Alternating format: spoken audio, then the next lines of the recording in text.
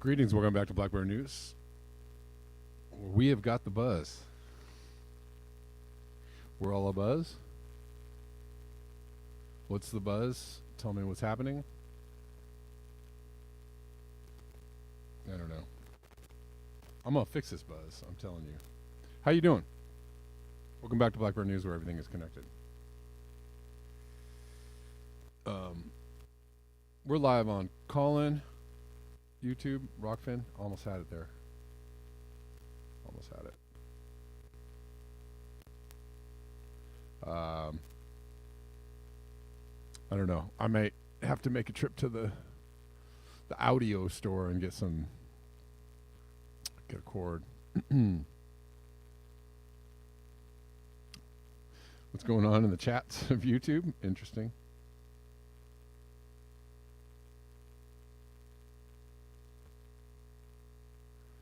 In Canada, Karen cop with a tasering kids outside playing hockey in a wide open area. What? Is this happening this happened now? Or is this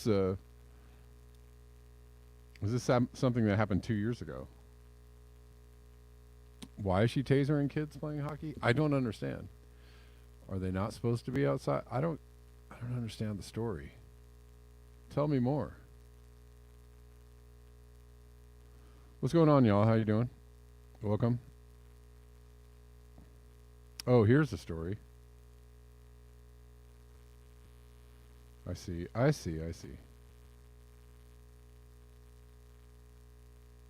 Oh, this is so this is previous footage. Okay.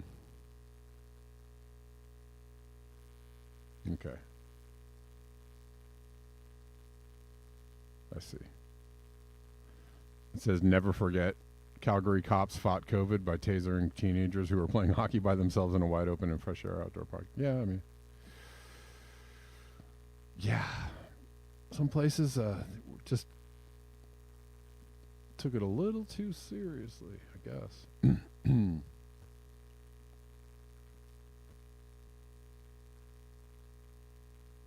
What's up, everybody? How you doing?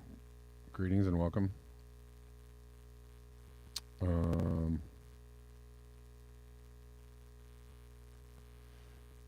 Just top of the show real quick. A good way to support the channel is buymeacoffee.com at Black Bear News. Rockfin is also great. YouTube tips are great. Patreon/Black Bear News. And I've added my Venmo and Cash App into the description box if anybody wants to contribute that way. So thank you, everybody. Somebody on Callin is talking about the mass shooting in California. Yeah, we had a third mass shooting, all within 44 hours, if that sounds like news. It does sound like news. I mean, yeah. A third mass shooting? I heard of two. Where is this other mass shooting? I mean, I didn't know if I was going to really talk about it today.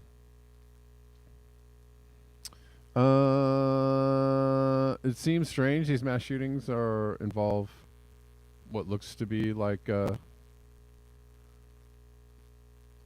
Chinese or Asian men, older, who went bonkers and shot a bunch of people. I think there was some, maybe an interest in couching the story as like hate crimes, but then it was like Asian men shooting Asian people, I guess.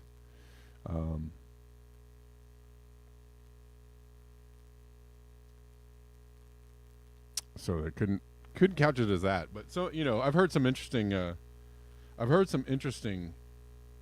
theories on it, and I can't call it, but the fact that one of the stories, I think they were actually, I have the story right here, as it so happens. They think that they are connected, or at least the police are treating it as if they are connected. 7 people were killed I guess 7 people. I don't know if they were Asian. Anyways, they arrested a suspect, 67-year-old Zhao Chunli, in connection with the shooting.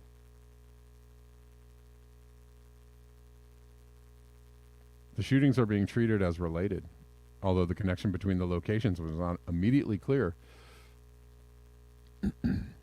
But both shooters were of Chinese descent, I believe. Or am I wrong?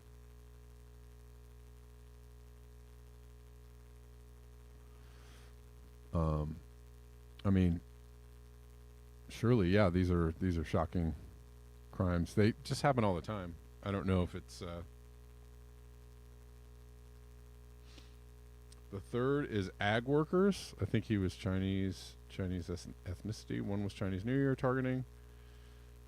Second was Hispanic gang related. Oh, okay. I didn't hear about that one. I didn't hear about that one.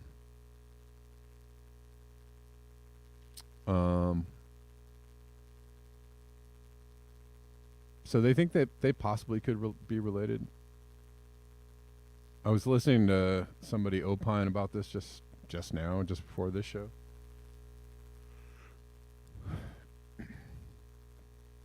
About possible theories, and I, honestly, it's too early in the story for me to actually,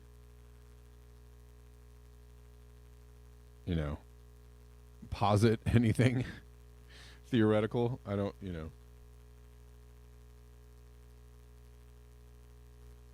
I do think that they were trying to get the, stop Asian hate angle going. But the fact that the 2 shooters were Asian men, I don't know. Then that doesn't really play into that.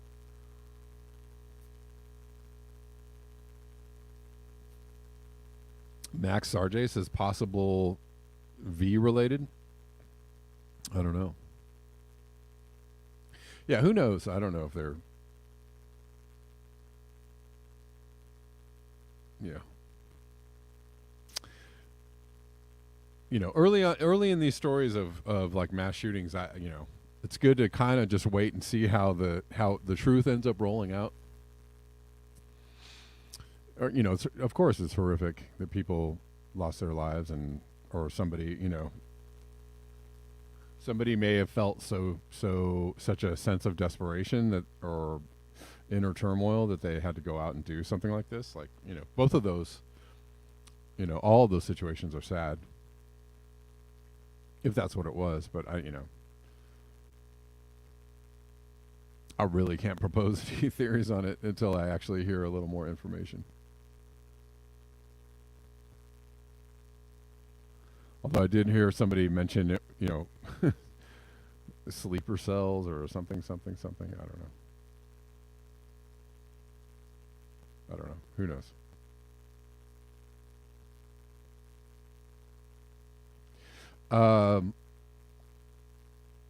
Did you all hear that Mexico banned or is banning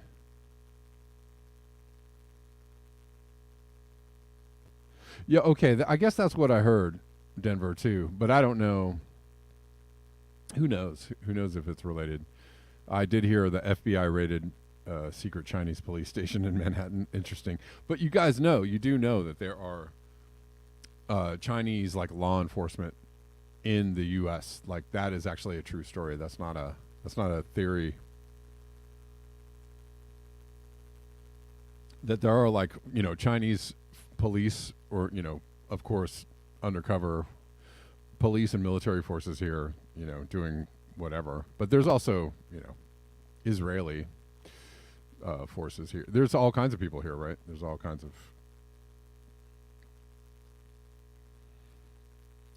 it's spy versus spy stuff, and because we are obviously in other countries too, right? We have agents and forces and people, we're all over the place. We're all over the place. So Denver, one might conclude China and the U.S. are of one government. Well, here, it's interesting about that. Did you all hear that Pence, they found secret documents at Pence's house? So I was like, what? They're going to find documents at everybody's house. Wait, let's go check this out. I don't know. I don't know why I'm laughing because it's almost ridiculous now. It's starting to get a little ridiculous. But the way this is being reported is that he discovered classified documents. He's like, "Whoa, where did these classified documents come from?" Um, and then so I thought about that one, and I'm like, "Well, is this so?" It seems clear that there's some kind of manipulation about people having secret documents, and there's all kinds of theories about Biden as well. And when I first heard the Biden story, I was like, "Oh, it sounds like they're trying to possibly get him out of the way for the next election, or this could be used if they, if right, the people in charge are like, well, yeah, we're not so high on Joe Biden anymore, right? His he's served his purpose. He's filled the space well, but maybe his time or his days are numbered, and um, so maybe it's time for him to step away from the office. So one of the ways they could do that is, oh, look, what we found secret documents at your house. But then this Pence story is like, I'm like, what is going? This actually is very intriguing in a very eye-opening, eyebrow-raising kind of way. Like, what is going on? What is going on? Like, what? All of a sudden, there's just secret documents everywhere. There's secret documents everywhere. So, I was like, doing this, wonder emoji. I was considering, like, is this like the shadow government? Is this right,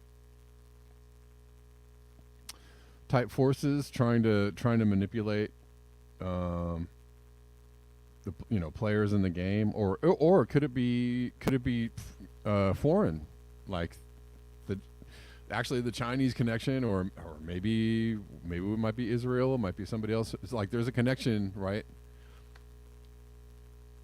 Maybe forces from outside the country are like, well, we gotta actually get everybody in line here, right? Because maybe maybe the people, the higher ups, aren't really doing the things they need us. They're not going down the road we want them to go down. Again, I can only opine kind of wildly about what is really going on. Bobby Davis, everybody's doing it. How can we get some documents? Exactly. Is it going to be? This is just the new. I don't know. It's so wild though. It's just like Trump has documents. No, Biden has documents. No, Pence has documents. No, or is it like spy versus spy? Right? Is it different factions of the deep state? Kind of placing thing. Going, well, no, how about this? How about this? Right? I don't know. I guess we'll take a call. What's up, Alexi? How you doing? Yeah, how's it going? Hey.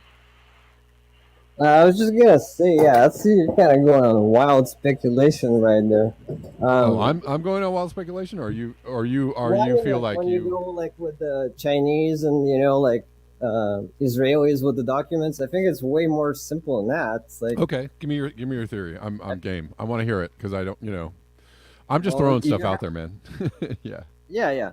Well, you remember like DNC sponsored that investigation into like Russia Gate, whatever, for Trump, Yeah. the Steele report, Sure. and how like the FBI like kind of brought it back up like right before the election. Okay. So I think it's basically one side, you know, throws crap against the wall, whatever sticks and seems to work. It's a proven method, so the other side starts using it too. I mean, it's not really that difficult, for them to get some kind of classified document, and it's so if they already see the news runs with it, Like it's basically guaranteed a good story if they just plant some document. Whereas if it's a foreign government, they have to first steal something that's classified, Yeah, then sure. access, Right. private quarters of some, politician, whatever. That's way too much. And plus, they're gonna like disclose their source of, Hmm. getting that intelligence. So it's way too much, I think, for that to be a foreign operation. I mean, yeah, I don't know. Sure. I take I that was kind of the last thing I put out there was Yeah. spy versus spy, right? Or side versus uh, political side versus political side, right? Possibly um, opposition operations.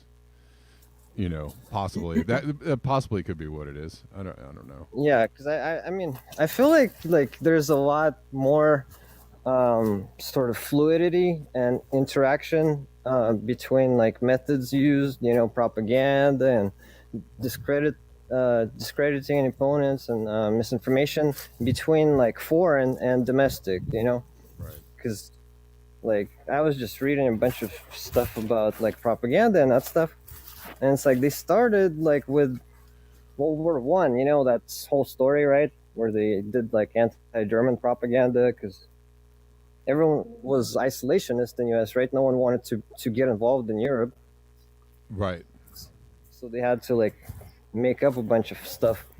Sure. And then right after the war, that whole industry basically became domesticated Mm-hmm. for advertising, right? Sure. Yep. Yep. Yep. Like that whole story, right? Mm-hmm. Okay. Yeah, and it's like every time it like jumps, from foreign domestic to between those two fields, like it seems to escalate. Basically, they completely lose any sense of you know reasonable limits on themselves. Like Voice of America is like now allowed to do propaganda domestically. Oh yeah. I mean, it's just ridiculous. Right. Right. I mean, there actually has always been a high level of propaganda. Like if you go back through, news stories and things that, and dirty politics is not anything new, right? Politics Well, of is course, but I mean, it's just the level of just their responsibility, and you know, it seems to me that people are just like they don't really give a shit anymore. I'm sorry for my language, but like okay. they don't like have any thoughts about like what's gonna happen after this. Like here and now is all that matters. Mm-hmm. They don't care about the consequences, any of that. Because even if you look at like foreign, relations, during the Cold War, they wanted to like one up each other, right? Win in some propaganda, Finny, or win some local conflict, but they, maintain basically within some standards of behavior, right? They didn't like outright do some crazy stuff. Right. And now it just seems like whatever works. Right. Well, I mean, I guess it's just that in the end run of when things are falling apart, people are just going to get, things are going to get weirder because nobody has any. Well, there's very little oversight out there, and from Well, domestic law yeah, authorities, like they're to expect them to actually have oversight over their own actions. I think is you know yeah, it's one of the wishful thinking at areas. best. I mean, that I was also really thinking about the oversight, and I was like, huh, because I'm from Russia, just FYI. Okay. Well, I mean, I grew up in Russia, but I've been in the U.S. for like 20 years.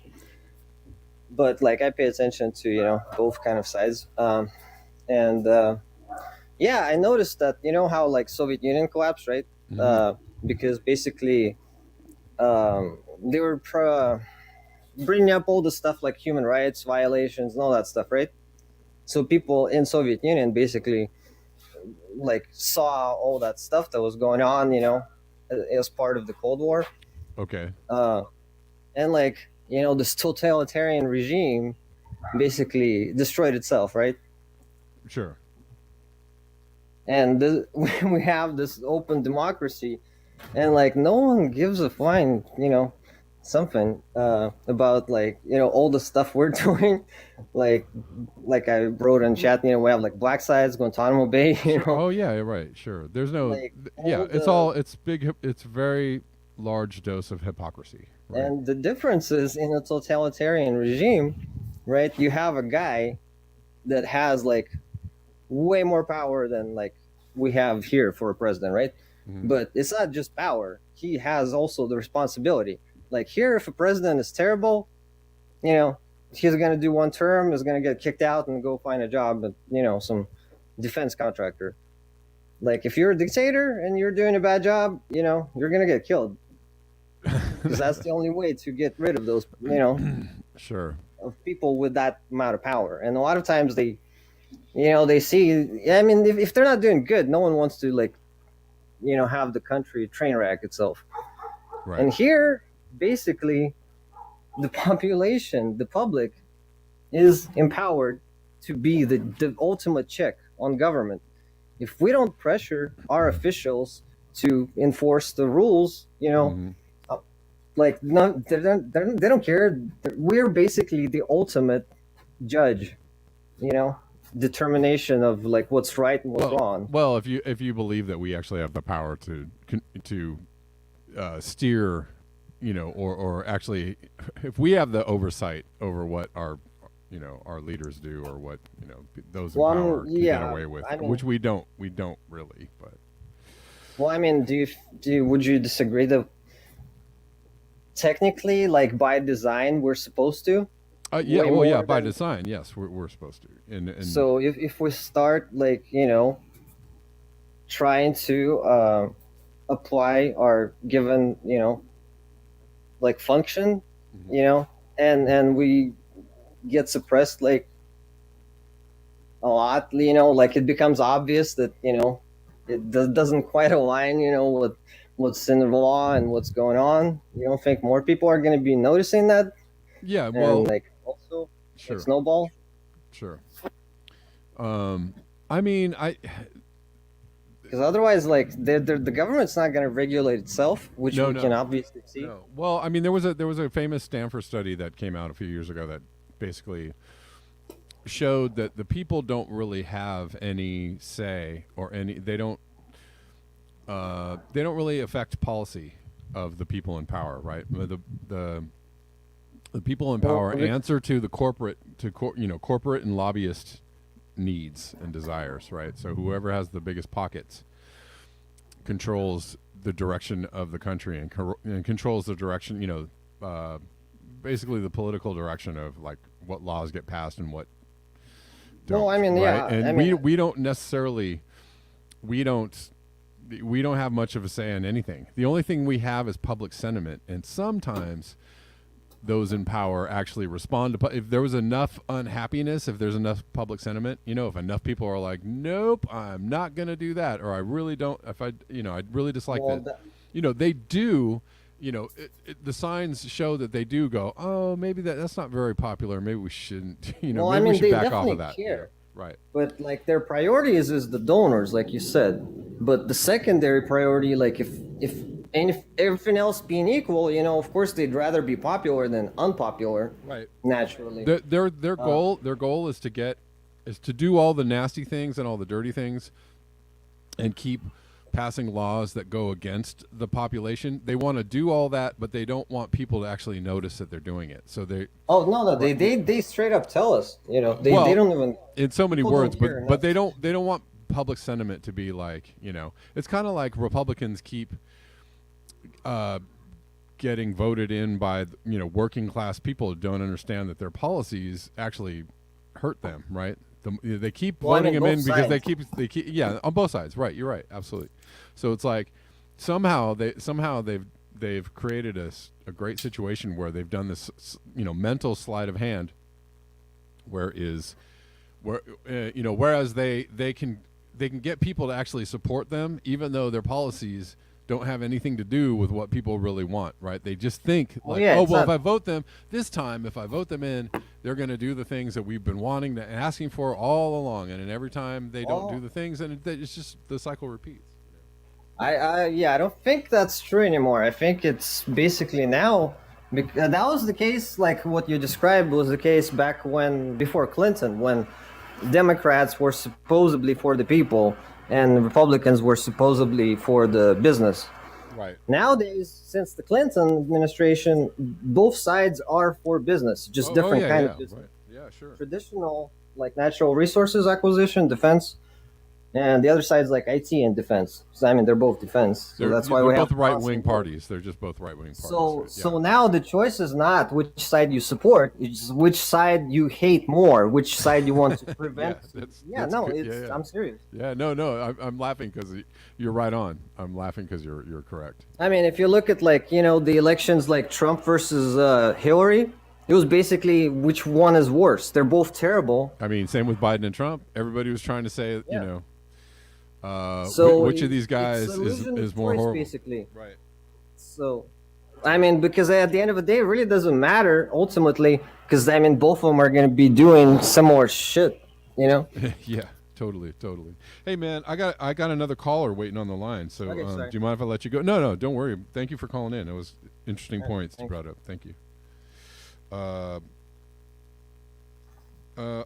on, caller. I'm going to take your call, but very quickly, just checking in on the buy me a coffees, and see if I've got any messages. I do not there. Checking in on the Rockfins real quick. No Rockfin tips as of yet. I will check in at the end of the show. All right, let's take this call. We're just taking calls. Hold on. Ringtail Fox says it puts the Biden on its skin, or else it gets the Trump again. That is funny. I don't know. There's some really great comments going on in the. I wish I could read the chat comments and talk to people at the same time. It's just a little too much, but there's some really hilarious comments going on. Okay, Andrew, how you doing? Pretty good. How's it going, bro? All right.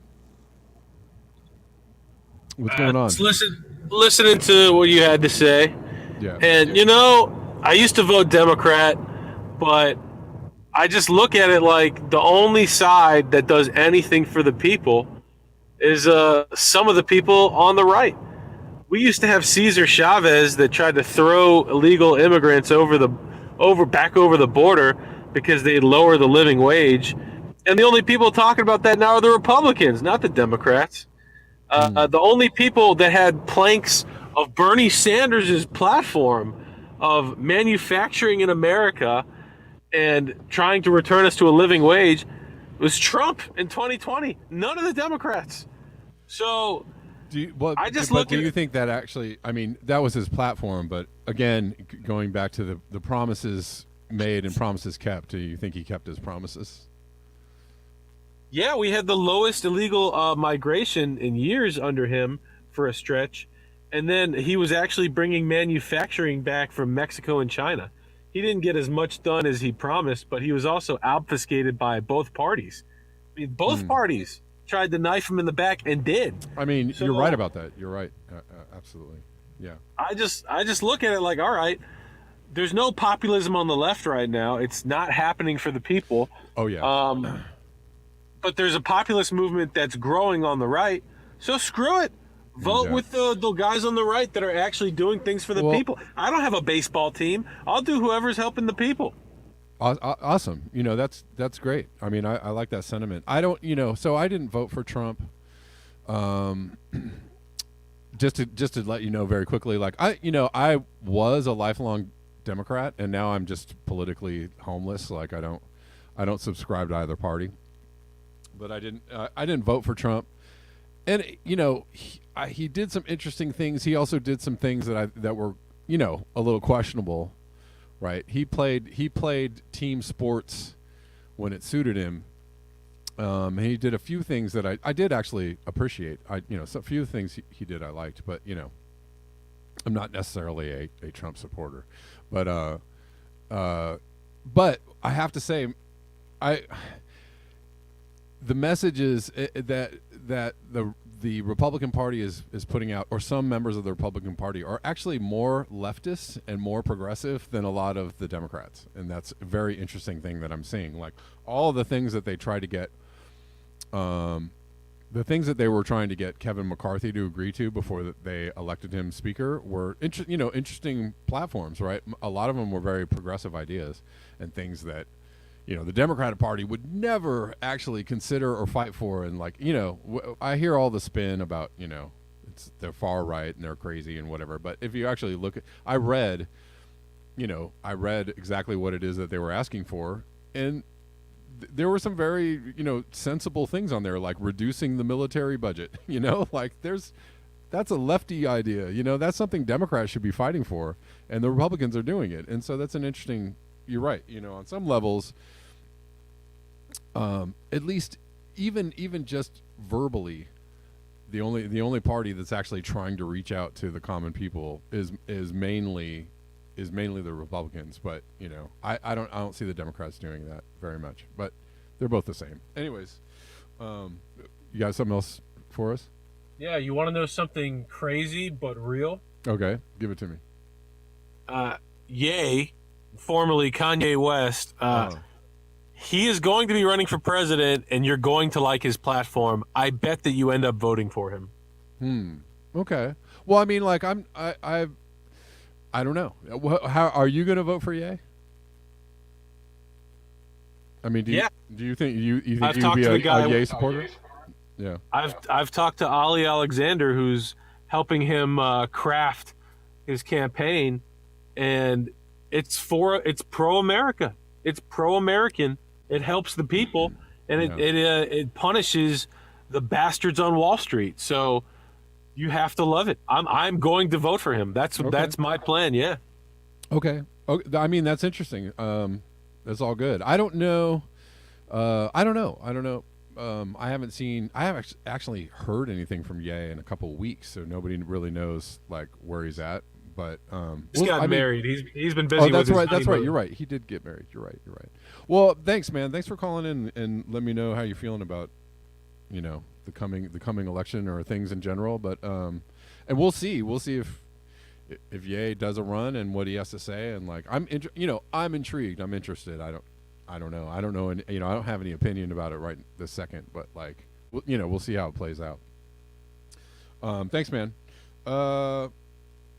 All right, hold on. Got some more callers lining up, but I'm gonna take some more calls. I did want to, because my thumbnail did say Doomsday Clock. We can stay on the political discussion because I think it's an interesting one, and we have a bit of back and forth, right? And we have some, we have some different ideas going on. That's cool. That's all right. I actually want to, I like to get a feel for how people are feeling out there. And I think it's like real to get some real takes on, from people about how they're feeling about the political situation. And I want to hear it, I'm not really trying to, I'll give you my own opinions politically, but I'm not necessarily here to convince you that, you must think like me or do like me. I mean, people have their own opinions about what it is we need to do, I guess. So yes, the Doomsday Clock. Just real quick, before I take these calls, callers, please hang out. I just want to put out the story about the Doomsday Clock, and also Mexico is planning to ban geoengineering. Remember the company that said they were doing geoengineering in Mexico? And Mexico is like, yeah, no, don't do that. So apparently they're planning to ban it because this company is down there doing a rogue geoengineering experiment.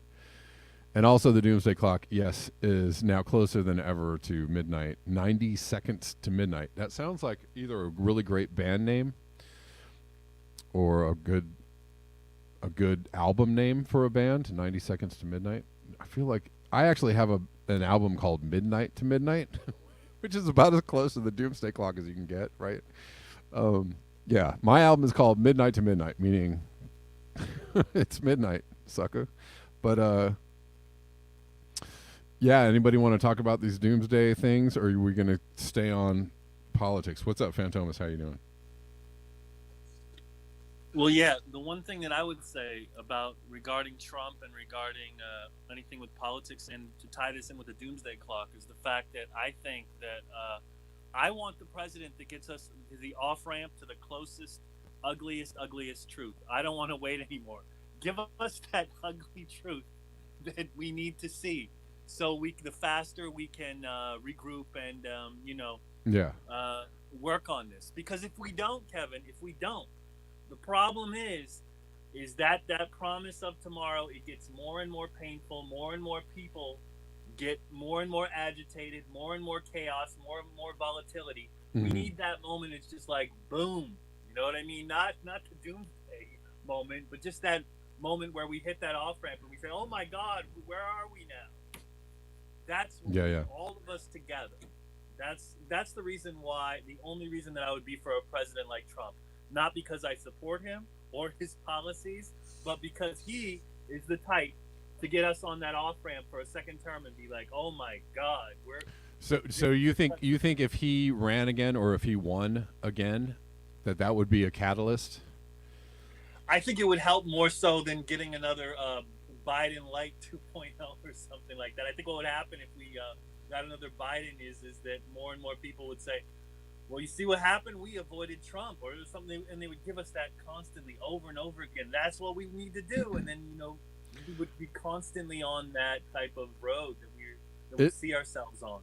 This neoliberal line of road that we seem to, that a lot of people seem to be enjoying just for fanboy reasons and sycophant reasons. Right. I mean, I see that. I was talking, I don't know, maybe a year or two ago about the fact that I knew for a fact that Trump was going to run again, and that they liked that idea, that they were probably going to foster more of that, right? That they were going to actually get behind, like, whoa, let's have Trump run again, and we can just keep doing this cycle over and over, right? Yeah. Of, Trump, Biden, Clinton, Obama, Michelle Obama, whoever, right? Just pick a person that's already in the establishment, right? Whoever it might be. But just, pick somebody that's, either a savior or just another, like one of the worst possible candidates ever, right? And just keep giving us these choices that aren't really choices, that are manufactured packages of, this side against that side, and this is, Trump was a savior, I guess, for a lot of people, or he was a protest vote, or he was a blowing up the system vote, or whatever that might be, and then Biden was we're saving the democracy from fascism vote, right, or something, I don't know what the next vote is going to be. Is it going to be, but if Trump is the guy for the Republican Party, and I actually kind of doubt that he will be. I doubt that he will be, because he's slipping. He's been promoting the medical procedure, right, that a lot of people don't like, and so he's losing a lot of his base is like, no, and he's like, oh, but yes, and they're like, oh, no, sir, right? So I don't know if he's going to make it. To the finish line, but we'll see.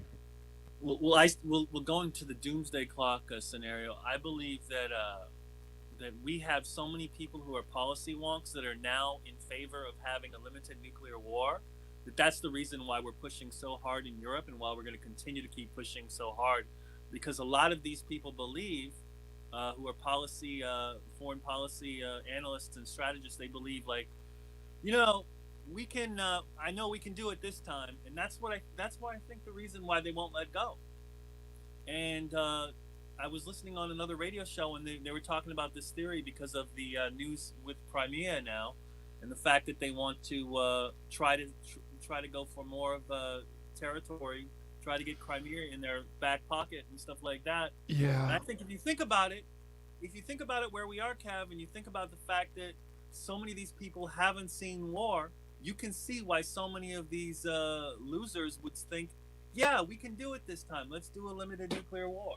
Yeah, it's very it's also kind of part of it's part of the normalcy bias, right? Like people really Yeah. are not afraid enough of the outcomes to know, like because it hasn't happened yet, they don't think that it can happen in the future, right? So yeah, that's a lot of people's mindset. It's just like, I let's mean, and the other let's thing, go for the gold ring, man. Let's let's and do the it last, all. the last thing I'll say is none of these family members are directly tied because we don't have a draft, so they don't know in Right. terms of the pain of war and the connections of that. It's very, very distant. They would have to ask their grandparents or their great grandparents Mm-hmm. if they could. You know what I mean? Yeah. I think that's where we find ourselves, and I think the fact that nobody has that family connection and you can only see it from a distant light, watching the History Channel or whatever you're watching, YouTube. Yeah, but let's also add on to the fact that war has been sterilized since they learned with Vietnam, right? That you cannot, you do not show casualties. You do not actually show what's happening in the war. You absolutely do not show service members coming home in caskets. You absolutely do not show that stuff anymore on TV, right? So they learned their lesson with that, and in the next few wars, the next Persian Gulf Wars, they completely sterilized it. Like, you don't see war footage. You absolutely don't see war footage unless it's like a far away camera, showing the lights of the missiles, right? Like glowing in the night. Like, that's all you see. You will never see anything on the ground, up close, ever. You just don't see any war coverage, and that's why Afghanistan lasted 20 years. Because nobody knew what was going on. Because it was like, oh, I hear we're in some war, right? Like, I hear something's happening somewhere, but nobody ever covers it, so nobody ever really thinks about it, So, right, and with everything that we're doing, with all the things that we're involved in, Syria and Yemen, and nobody sees anything from over there ever. Like, there's never any footage, and that's by design, right? So it's sterilized. It's sterilized for the masses. That war is just something that we're just telling you how it's going, and then you can agree or not agree to to investigate any further on how it's going. But we're just going to let you know. Ukraine is, I think they're trying to do the same with Ukraine, but I think also it's a little different landscape now with news coverage and independent news coverage. So people are getting a little more of a they're able to get a little more of a rounded take on what's going on. Well, the one thing that I'll say before we close out is I think we are in the era of what I call hyper sycophantism, and it's at such a level where the only thing left is to cheer on your team. Yes. At such a high volume that there's nothing else you can do but just that. Yeah. Rather than deal with the reality. Oh, so, yeah, it's team sports all the way, yeah. Right? And just scream down the other side unless right? Like, I must absolutely be right and correct in my take on this or whatever. Yeah. There can't be any kind of all right, well, I generally support it, or I don't support it, or something, but I'm willing to take in some other information about what's going on. Well, I'm going to leave it there. All right. Thanks a lot. Okay. Thanks, Fantomas. All right, bye. Peace. All right. Alexi's back again. How you doing, Alexi? Just a word too, people. Let's be a little chill about talking about Ukraine, just because it's whatever. I don't really know what the line is on YouTube. Anyways, what's up, Alexi? I just wanted to mention you were talking about the right being left, basically. Yeah. The right pretty much stayed the same. Just the Dems moved way out of line. So, yeah, the policies I think for Republicans mostly remain what they used to be, for decades. So, I agree with you, but the thing is, they're saying things, and some of the things that they support are actually are to the left of Democrats, right? The anti-war, all of the anti-war voices are coming from the right now. There's nobody on the left saying let's not do this. All the people that really are against military escalation, a lot of them, the voices are on the right. Well, I would argue that has historically been true, because militaries, service members, they traditionally are more conservative, and they are the ones that don't want to go to war because they actually know what it is. And like if you remember, like POWs, returning POWs, that kind of causes. That's usually the right that's doing it. Like declassifying and information that like how we got into war or like terrible conduct, like Yeah. corruption stuff. That usually it's the right that's doing it. So I mean, I think yeah, it's wrong to presume that the right's like the bad guys, left is good. I mean, it's just in our situation presently, is left just got so out of hand that the right is starting Right. to look good. I'm just well. I And guess I'm coming from the point of that I guess in the last 50 years, the traditional anti-war voice has been like the left. The left has been anti-war, right, and the right has been generally pro-war, well, and that has slowly eroded. Especially in the last I'd say well, 20 years. It's kind of flipped a little bit.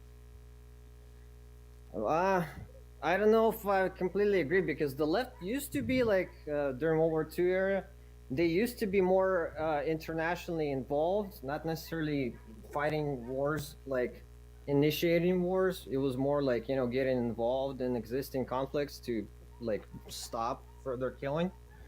Yeah. Um, and the right was pretty much always isolationist. It's just like after the Cold War, the Bush. Uh, Drive, to basically become the dominant force in the galaxy, whatever. Right. Right. Right. It was their project, the neocons, but yeah, I mean that kind of evaporated fairly quickly. Yeah. Well, yeah. I Um, mean, it's flipped back and forth, and it's it's not. You're right. It's not cut and dry, but I mean, it has kind but of in flipped back and terms of forth from the last actual, century through to this century. But like in terms of sane foreign policy, I would say right is better in terms of actually doing cooperative stuff, cooperating, like say on, environment, whatever. They're definitely left, but the left is like way crazy right now because they think we can just dominate everyone. But they are on something else these days for sure. as far as you were talking about news coverage of conflicts and the massacres, all that stuff, Hmm. um, it's actually far more available right now. The problem that I Yeah. realized is that people just don't care. Like the information is out there, you Yeah. know, it's a lot easier to access it because back in like newspaper days, if they didn't print stuff, you basically Right. that's Well, it. that's You why I'm don't know. saying we have far more access now to like And the another different voices. indicator that it's actually the public that chooses or was taught not to care.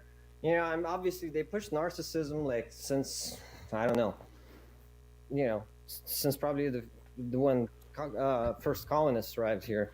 Yeah. But I mean, definitely people don't care about each other.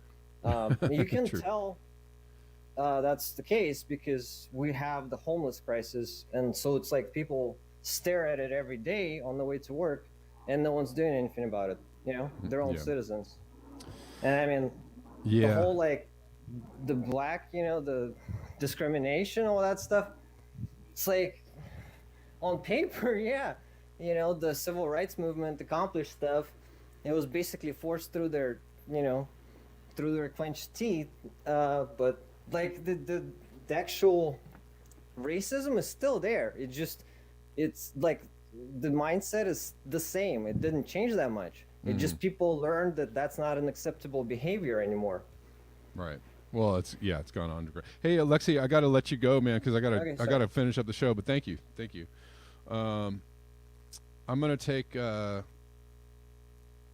I do actually need to wrap up the show like post haste. I got one more caller, William. I did want to.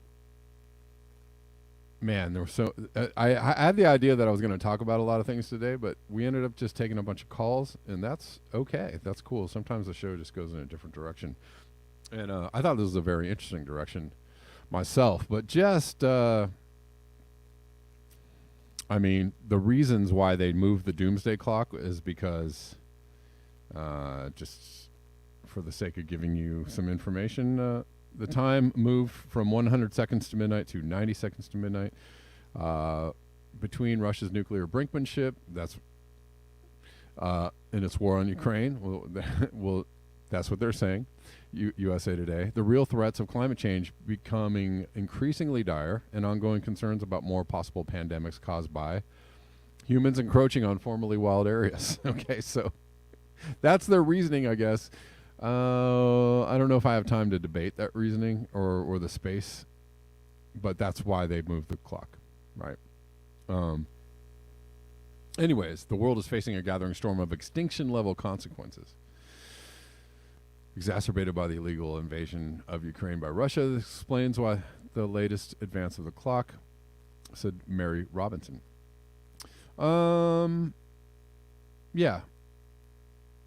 I mean, those are the reasons they gave. And that's, all very interesting. I don't know. We can, I might have to debate those reasons tomorrow, or we could talk more in depth about those reasons, but I'm going to take this call from William before I wrap up the show. William, how you doing? Hey, Kev, can you hear me okay? Yes, sir. How you doing? Okay, I think, interesting conversation, but I think where we really need to be looking is the World Economic Forum and UN strategic partnership framework. That's where the policies are originating. The U.S. politics, the study you cited, the Princeton Northwestern study, the 20-year study of Professor Gillens and Page, which pretty much tells us that our politics are nothing but theater. Right. Yeah. All we really need to do is look at where the money is coming from and where our politicians are investing, and follow the money in any criminal syndicate, and there you have it. But where the crimes are. Yeah. And that's what's really going on. So this is the WEF.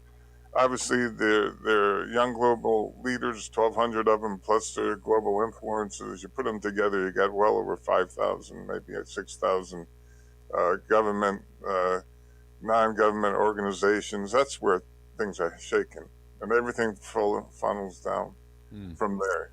So I don't get into for that reason. What I think they do. Okay, Obama was a populist platform, of course. Do you follow me? Because everybody wanted hope and change, and Sure.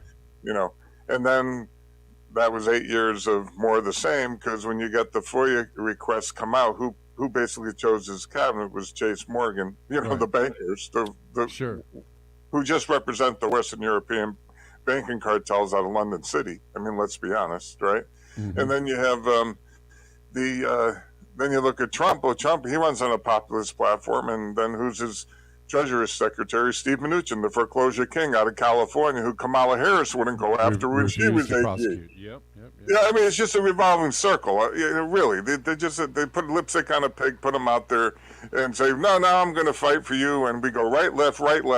And if you look at the transfer of wealth since trickle-down economics, it's been a nearly $60 trillion siphon upward. I'm saying. So, Right. The rest of it's just, I don't want to, I use lots of terms. I'll bite my tongue, but, we're basically, getting jerked. You know what I mean? Oh, yeah. We're getting boondoggled. Yep. You know what I mean? Yep. And do you have the outsourcing? Both, it was bipartisan. The North American Free Trade Agreement, the Beijing Asian Free Trade Agreements, and now the Trans-Pacific Pact. It's the same old story. It's the wealthy pulling more and more out of the workers, and now they don't need us for workers anymore. You see, because the manufacturing, when the U.S. was the hub of manufacturing, right now it's Asia. It's all been moved to Asia because that's where the growing. First of all, the land mass and the population mass out there dwarfs the United States. Sure. Where, you know what I'm saying? So that's where the future is for manufacturing and for development. Right. You follow me? Right. It's obvious. Yeah.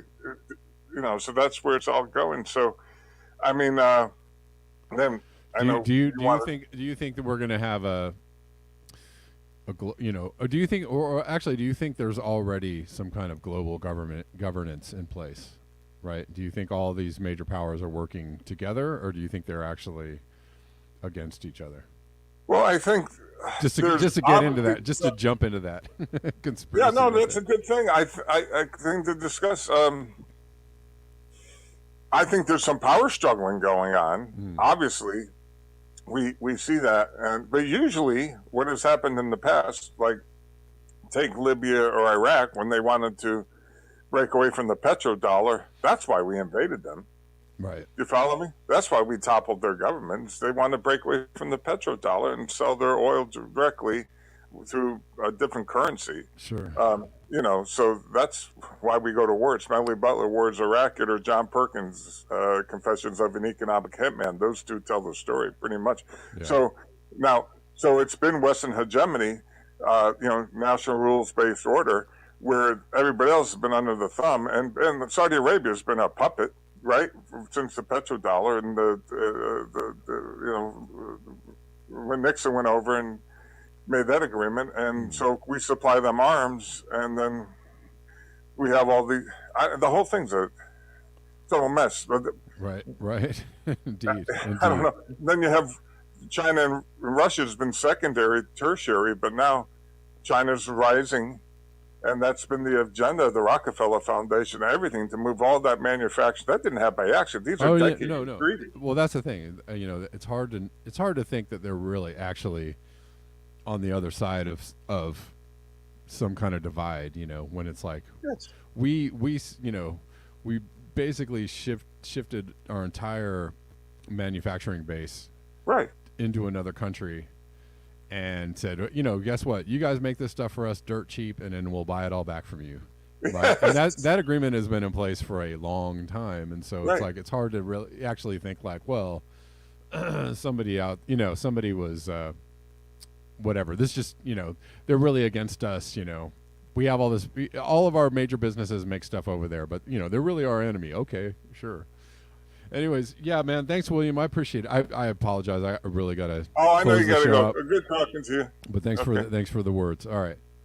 All right, guys. Thanks for hanging out, tuning in, and thank you all the callers on Callin for calling in. That was quite interesting.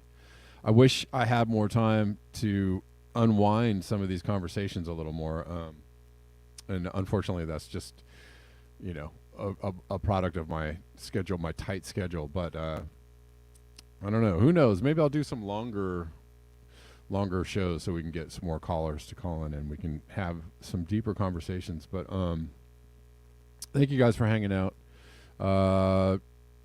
just checking in on the coffees and the show and the rock fans. I forgot to say that Osama left me something after hours yesterday, so thank you, Osama, for that on the rock fence. And thank you all for hanging out. Thanks everybody who supports the show. I appreciate you. And all the links are below. All the ways that you can support the show are all below. And I will see you all tomorrow at the regular time of 12 p.m. Pacific Standard Time. Until next time, peace.